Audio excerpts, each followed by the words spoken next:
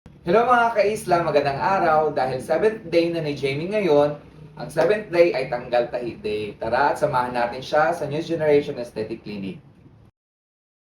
Mga ka-isla, huwag niyong kalimutan na i-follow ang Facebook page ng New Generation Aesthetic Clinic by Dr. Eugene R. Agustin na nakatag sa caption ng video na to.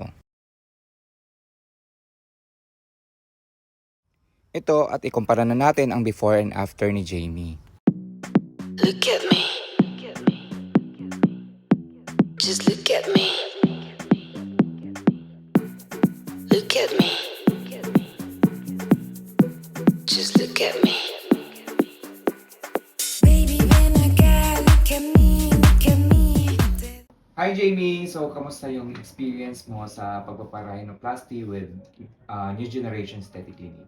Nung una po is nakakakaba po talaga siya, pero may mga konting sakit din. Pero so far, sa sobrang gaan po ng kamay ni Doc Eugene sa paggawa ng Rhino is wala naman po akong ibang nararamdaman na mga sakit po. And throughout the operation po, super happy po ako sa result. Kita ko na yung magandang outcome niya. So looking forward po ako sa fully healed na yung rhino ko and mas ma-emphasize na talaga yung operations. And aside from those po, I am so thankful po kay Doc Eugene sa operation na ginawa niya sa akin. And hindi po ako nagkamali na nagtiwala po ako sa kanya. Yun lang po. So, ayun mga ka-isla, happy si Jamie sa result ng kanyang rhinoplasty surgery. Ayun mga ka-isla, huwag niyong kalimutan na i-follow ako at maraming salamat sa panonood. Paalam!